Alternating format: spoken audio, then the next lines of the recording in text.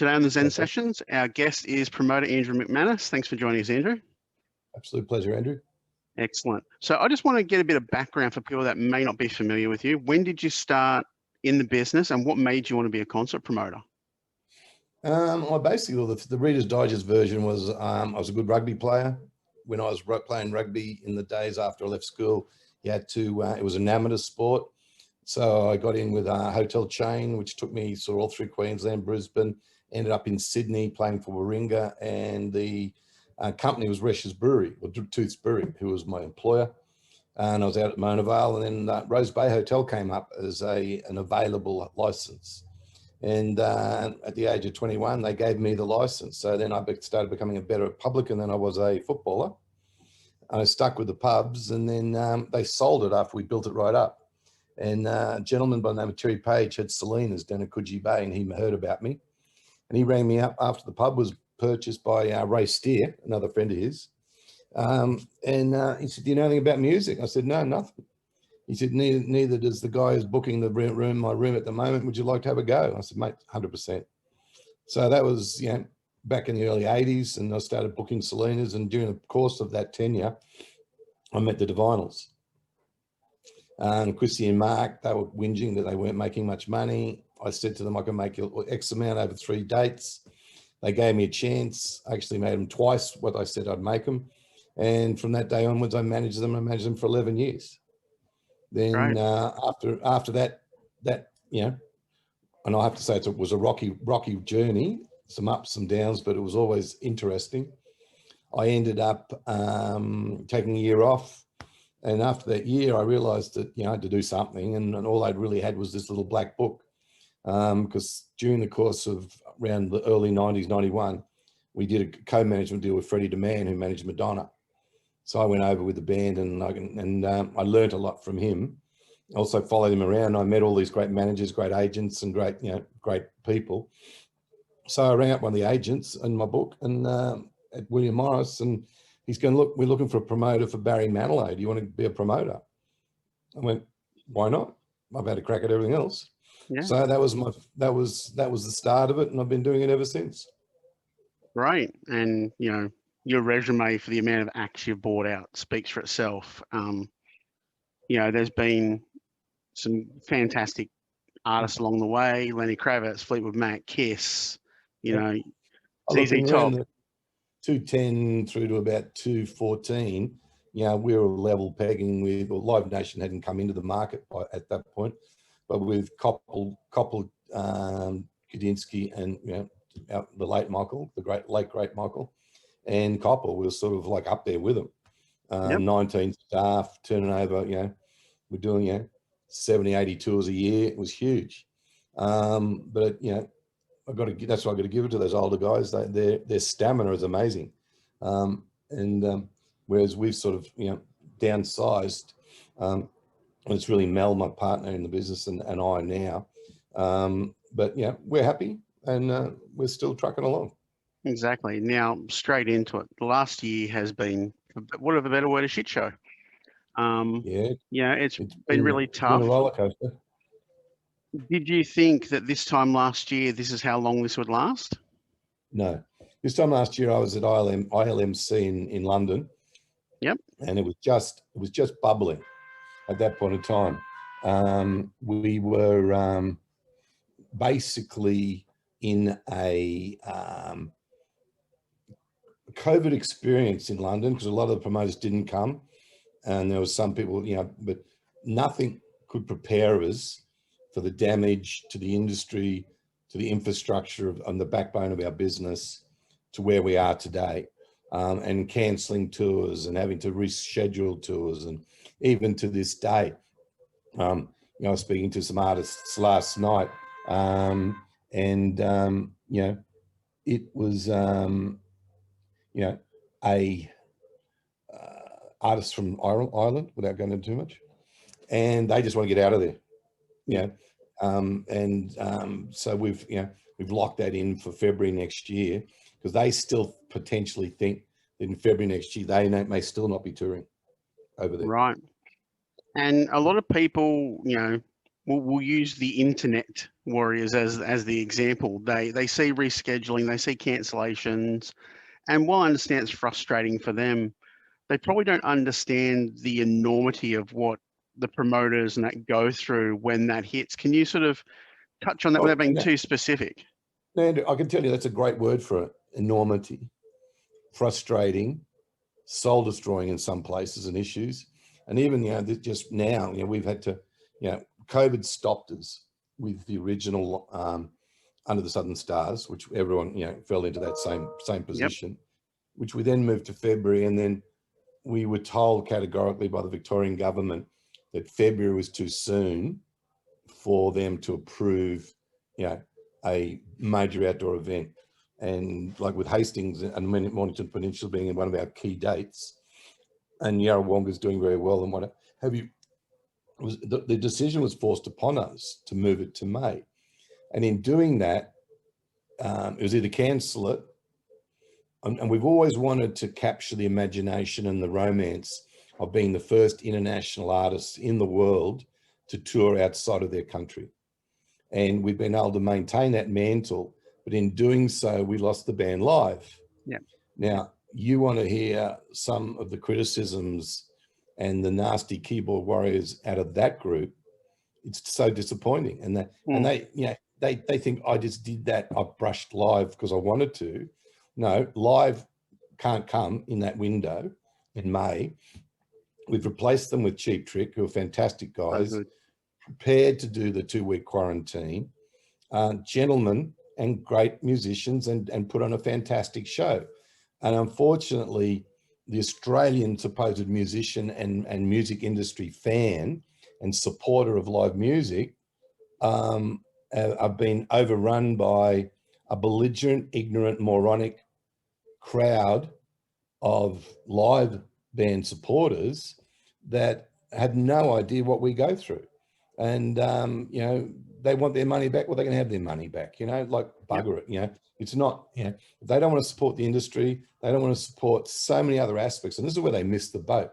Because when, we did we had a demo compiled of job satisfactions or job employ done by the people out of Adelaide for us. Mm-hmm. And that one show, even though, you've got, Rose Tattoo, Electric Mary directly and Australian employees, and then you've got the loaders, the stage and all the rest of it. If you break it down and go through to all the indirect people that we employ, whether it be the hotel reception staff, the cleaners, the flight attendants, so many other aspects, 600 people are employed by that show directly or indirectly. So across the tour, we're employing 7,000 jobs. But yet these morons who just want to attack us, because live and they're not coming, and don't want to support their mates who are in so many other industries, sitting next to them, desperately needing a job, massive issues with mental health, despondent, run down. And all we ask is take a step back, take a deep breath, look at the things you're writing, stick by us, stick by the industry and live will come back. We'll bring them back. Yep. But they just can't do May. So hang in with us, but, and that's all I ask the industry, the patrons out there to do, because we're up against it, and, it's with our costs are nearly double, or not double, but third increase, because I've got 2 weeks of quarantine. During that quarantine, and they're not going to a hotel, they're going into like primo suites and what have you in Sydney, which in fairness to the bands, they deserve that. But then, just the food allowances and then the police costs and all these other things that come on top of it, it's enormous, the added costs. Then go to the venue. Half of them saying we've got to have seats and some components. Half of them, we've got to double the security, or double the sanitization, double the toilets. All these things, people just don't realize. And we're not putting the price up. Yeah. We're just hoping that we get more people wanting to support Australian or the music industry, Australian bands, the Tats and Electric Mary and the local bands, and come along and have a fabulous night. Because I'll tell you, Cheap Trick, Bush, Stone Temple Pilots, Rose Tattoo, Electric Mary, for $139, I think it's fantastic value. It's amazing. So Under the Southern Stars really is going to be seen as like the litmus test for the industry.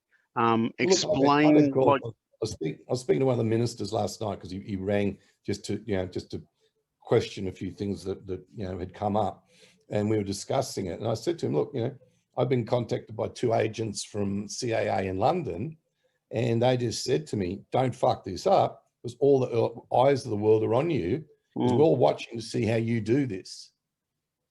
And that is, that's from some heavyweight players in the UK, because they want. And I've said to the arts minister, we'll write the template of how to bring an international band in, 2 of them, hotel movements, in and out of the event, in and out of the venue, like under a military style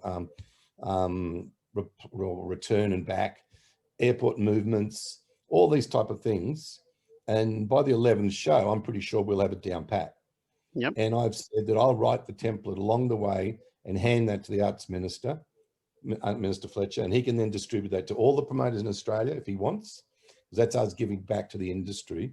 So there is a handbook, because at the moment there's nothing to go to. Yep. We're writing everything from scratch. I've had to hire a guy, who's an expert in COVID management, and he's working full time for us now, writing COVID management plans for each event, because every state's different, every event's different.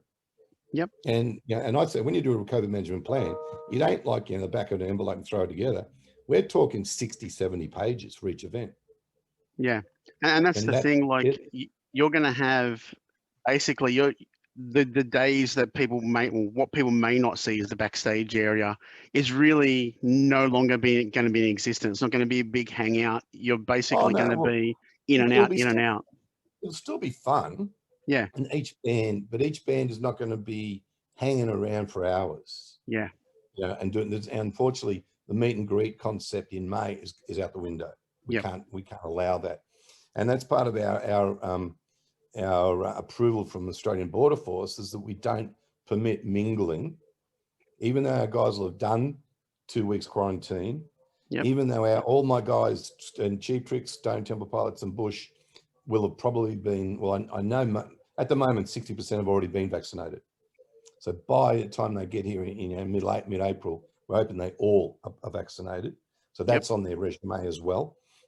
Irrespective, we've still got to maintain a degree of security in and around them, and ensure that they, don't, the word mingling keeps coming up, and we can't have, and they say, so basically, like the COVID words now is cohort. So our cohort can't mingle and intertwine with the Australian bands and all the rest of it. But as the tour rolls along, and if things relax and what have you, that we'll relax with them. But right at the moment, that's sort of the rulings that we've been given. Sure. And Hiss have got their rescheduled dates now for November this year, and sales are smashing it. I have to say it's, and I don't know, Mel and I were talking about the other day, maybe it's one of the only good things that's come out of COVID. Because people see, May, there's still some trepidation, but we'll get through that, because the bands are coming, and the borders are not going to be blocked. And that's everyone's making that, pretty strong statement now. There's going to be no border closures, other than maybe Western Australia. That's why we cancelled it. So we just couldn't take the risk of going to Perth and then not being able to get there. So hence, that's why we flicked Perth on the reschedule, and we're doing Southport Sharks. But with Kiss, without going into semantics and the commercial and confidence, detail too, we're only going to get 1 Sydney in 2019. We're going to get 2 this time. We're again, it's no big surprise, but we're opening the 3rd Melbourne on Tuesday. Wow. There's 3 tickets left on the first show, and there's 332 seconds on the second show. You see Brisbane going number 2? No, well, Brisbane, I can't do more than 1 Brisbane. Okay. Because I've got to get everything up to Townsville. Right. And therein lies the problem there, But there's definitely, look, Brisbane, I spoke to Jeff, our production manager, yesterday, and asked him to now go to the band and see if we can have behind the, it's up to, we're at 220 degrees now, sold out. Right. I want to go to 270 with side restriction views and try to put another 400 or 500 people in there. And then once they're gone, that's it. Yeah. So Brisbane will be dusted, this time next week. Yeah. And a lot of people don't understand that KISS is a traveling city. Like, how is it going to change from, you've toured with them a couple of times. I've photographed them every tour since '95. More than a couple of times, buddy. From 2000 was my first tour through to now. It's 21 years. Yeah. And that's the thing, like, that they're a traveling city. How's things changing for this tour for safety? It's not. Well, by November, and all the venues basically gave a decree.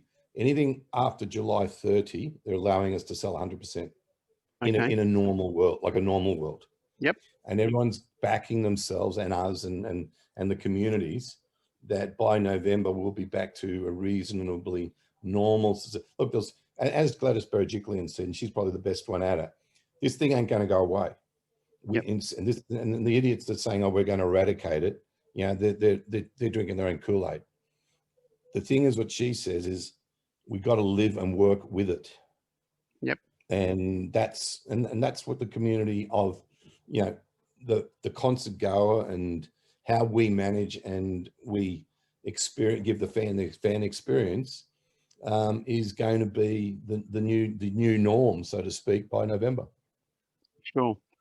And you're looking forward already. You said you got something locked in for 2022. How many tours would you like to see come back for you in 2022? Well, what I want Under the Southern Stars for March. I want this big tour that we're putting together now, which is confirmed last night, for February. Yep. We have a fantastic older demographic, bit similar to the Chris Christopherson tour we did over like 6-7 weeks on the road with like a touring coach of all the smaller clubs. And that's through, I think it's July, August, September. Yep. Then we'll go into Under the Southern Stars, KISS in November, Under the Southern Stars Summer, November. And that'll do it. That will fill our card. Look, we've been offered a couple of other things, which I just reminded, because I promised I'll get back to them on another. Like it's more of a theatre orchestra show, which I will do because I'm very close to the manager, and I told him 2 nights ago we definitely do it.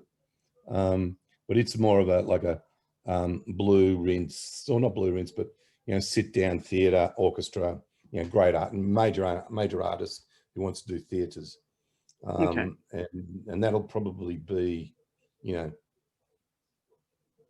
June, July, if we can do it, because she just wants to get out of America. Sure. Like, everyone's learning something different from COVID.